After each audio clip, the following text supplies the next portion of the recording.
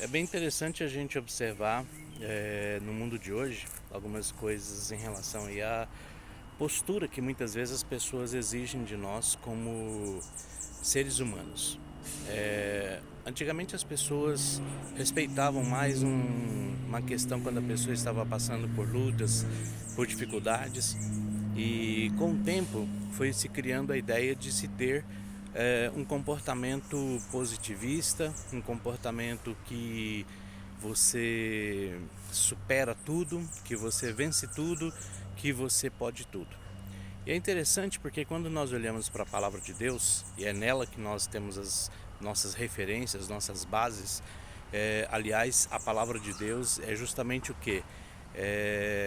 O manual, né, de funcionamento do ser humano.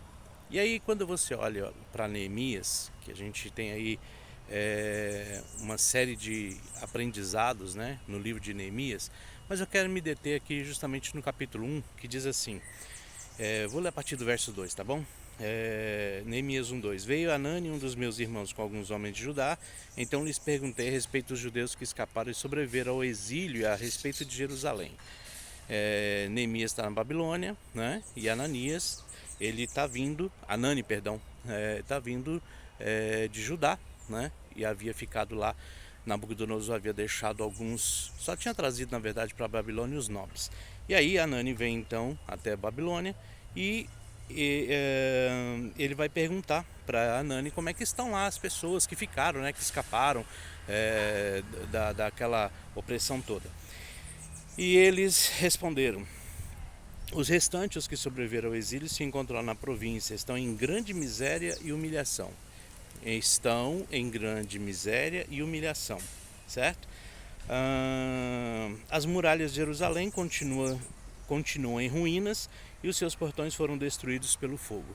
Então você percebe que existe aqui uma má notícia chegando aos ouvidos de Neemias, e ele está aqui agora diante de um quadro que vai trazer uma situação complicada. Porque quando ele ouve essas palavras, no verso 4, que é exatamente onde eu quero chegar aqui, quando ouvi essas palavras eu me sentei, chorei e lamentei por alguns dias.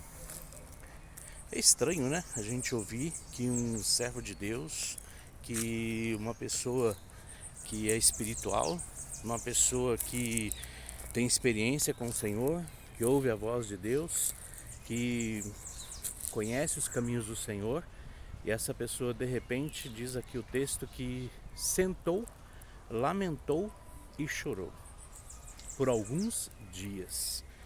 Esse texto nos mostra a importância de nós não nos imaginarmos como super-heróis, de não nos imaginarmos como pessoas que podem tudo, né? Por quê? Porque nós continuamos sendo seres humanos. Nós estamos vivendo a era digital e dentro dessa era digital nós muitas vezes somos forçados a pensar que nós podemos tudo, que nós temos que vencer tudo, que nós temos que simplesmente passar como um rolo compressor por cima de todos os problemas, que nós temos que vencer todas as dificuldades, independente de quais sejam. E principalmente quando se trata de pessoas que têm aí uma experiência com o Senhor, e os púlpitos hoje estão repletos de mensagens positivistas, repletos de mensagens dizendo que você pode, que você consegue, né? E onde que está o espaço da nossa lamentação? Onde que está o espaço da nossa tristeza? Veja bem que nós estamos falando de uma nação que tem um contexto aqui, né? O judeu ele é muito nacionalista. Haja vista que, por exemplo, da época que Nero mandou colocar fogo, né, em todas os templos e destruir tudo, que o povo foi entrou aí o período da diáspora, o povo sumiu e foi diluído, né? Esse povo vai se reorganizar, isso lá pelo ano 70, né? E esse povo vai se reorganizar novamente como nação 1948, inclusive com o voto Minerva de um brasileiro, Oswaldo Cruz. E aí nós vamos entender que esse povo é um povo muito nacionalista, é um povo que ama muito a sua pátria, a sua nação, né? E quando aquela notícia chega que estavam em grande miséria, que estavam em grande humilhação, que os muros estavam queimados, né? Que o templo estava destruído, os muros estavam destruídos, estava tudo arrebentado, Neemias, ele não suportou aquela notícia. E ele se desmancha por alguns dias. Ele se isola por alguns dias para ele poder absorver a profundidade do que estava acontecendo com o seu povo, né? Estava acontecendo no seu país, com seus concidadãos. E a Bíblia diz então que depois ele vai abrir, né, um tempo de jejum e de oração. Mas o que eu quero frisar é que ele não fugiu ao seu tempo de lamento. Às vezes eu vejo pessoas que perderam o esposo, perderam a esposa, o filho, o pai, a mãe, o avô, e as pessoas ficam dizendo: não, vai passar, isso aí, olha, se levanta, ergue a cabeça. É verdade, nós não temos que ficar prostrado. Eu não estou aqui fazendo nenhuma teoria, né, voltada para ficar no prostramento. Não. Não é isso. Mas nós não podemos nos esquecer que nós somos seres humanos.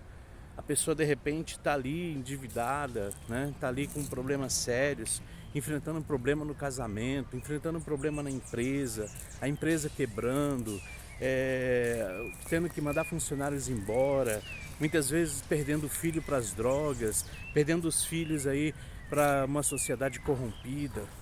E aí, muitas vezes nós, que deveríamos ser aqueles que choram com os que choram, nós muitas vezes queremos apenas nos eximir de nossas responsabilidades e nós queremos, sabe o quê? Não, vai dar certo, levanta a cabeça, ora, jejua, busca Deus, isso é falta de Deus. Não, há muitas coisas que não são falta de Deus. Há muitas coisas que são falta de compreensão, são falta de respeito àquilo que a própria palavra diz que nós precisamos fazer, que nós não somos de ferro. Isso daí é muito legal, mas né, no cinema, na TV, na Netflix. Na vida real é isso aqui. Na vida real é quando você recebe uma notícia daquelas terríveis e você vai sentar e você vai chorar. E se for necessário, você vai precisar ter o seu momento. Caso contrário, o que vai acontecer? O que vai acontecer é que você vai viver uma vida desgastante, que você vai viver uma vida infeliz, que você vai viver uma vida à beira da explosão, muitas vezes entrando em depressão, muitas vezes entrando aí em crise de ansiedade, porque você não consegue resolver as coisas, você não respeita o tempo do seu limite, do seu corpo, da sua mente, né?